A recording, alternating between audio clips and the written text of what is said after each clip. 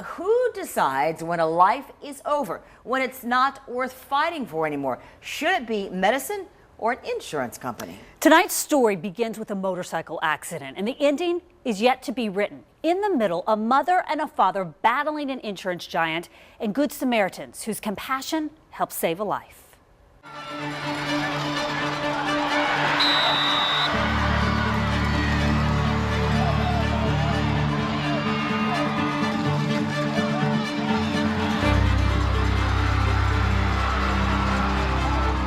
From a very young age, Drew Kahn's parents knew he was an athlete.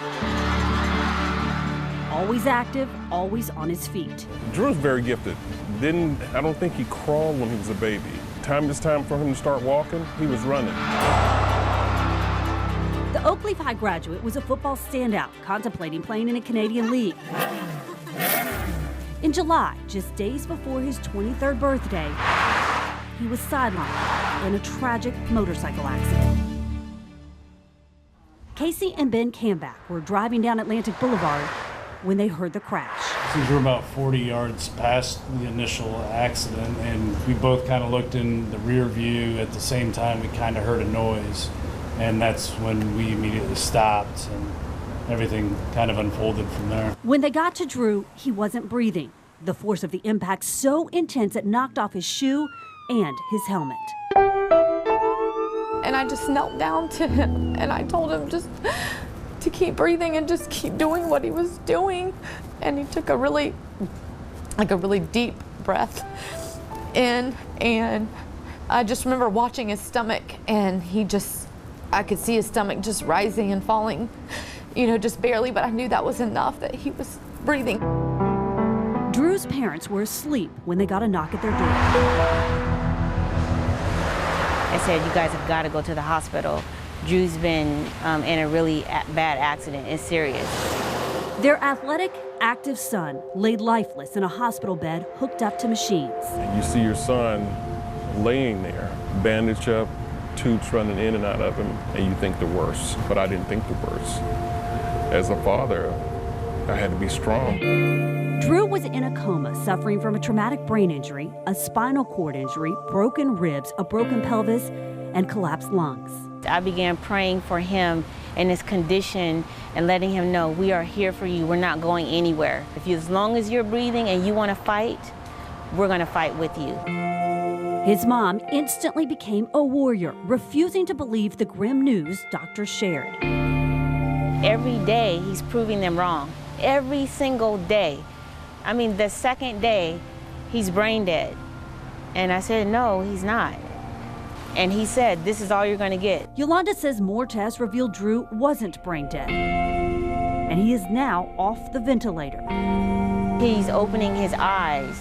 He is able to move a finger or a toe. It's progress rather than being on the ventilator, a mechanical ventilator. He's not on one. He's off. He's breathing on his own. He's breathing room air. That's progress. But with the insurances, it's, they're telling you in layman terms, it's not worth the fight. He's already dead. Like he's a throwaway. The Kahns are now in the fight of their life, determined to get their son the help he needs. In October, Drew was moved to Brooks Rehab, but is expected to be discharged any day now. It's not necessarily the hospital that's doing it, it's the insurance that dictates to the hospital. It's a battle with the insurance company. Drew was accepted to the world-renowned Shepherd Center in Atlanta, which specializes in brain and spinal cord injuries, but his insurance refused to cover it. It's just heartbreaking when people's benefit plans, don't allow them to get the care they need. Speaking to us via Skype, Mitch Philhaber with the Shepherd Center says they see this happen all the time. We've tracked for multiple years, based on the number of patients admitted to that level of care, how many of those patients have awakened within that 4 to 6 week period or sooner. So that percentage in virtually every case is better than 50 to 60%. In the denial letter, Anthem Blue Cross Blue Shield says it was deemed experimental and not medically necessary. But the 4 to 6 week program is expensive, $6,000 to $10,000 per day. I want to see the rehab facility and the insurance work together to give my son the quality of life that he deserves. There's just no way that people can work 70, 80 hours a week to pay insurance out of pocket, and the insurance is looking for every loophole not to pay out. My child is not a number. He's my son. I know him. You can't make decisions in a closed room about my child and what was best for him, because I know what's best for him. Because their insurance company, Anthem Blue Cross and Blue Shield, denied their appeal, their only option now is to move Drew back to their home. But even the simple act of going home isn't so simple. Their house was damaged during Hurricane Irma and is still in the process of being repaired and renovated to accommodate his special needs. He has a lung condition where he can't have carpet, you know, and these are serious things that you have to be done immediately, adding ramps and rails. While she and her husband continue to fight for their son, the strangers who stopped to help Drew on that fateful day now share an unbreakable bond with the kind and visit Drew regularly. He's a person, and I just want every opportunity that he has to get better to be given to him. And has this changed your life? Mm-hmm. Yeah, I mean, it makes you think about things a lot differently. And we need help.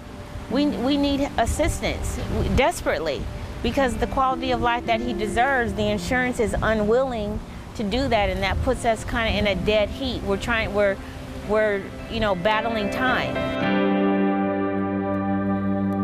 And the Khans are not giving up hope. Now, some good news to pass along. Senator Marco Rubio's office reached out to us and said that they want to help to see what they can do to assist this family. Now, the Khans do have one more appeal to file with their insurance company, Anthem Blue Cross and Blue Shield, which I want to point out is not part of Florida Blue. Anthem tells us that due to federal privacy laws, they cannot comment. Builders Care has stepped up to help this family with renovations, but there is still more work to be done. So if you would like to help them, we have posted a link inside this story. Just visit firstcoastnews.com.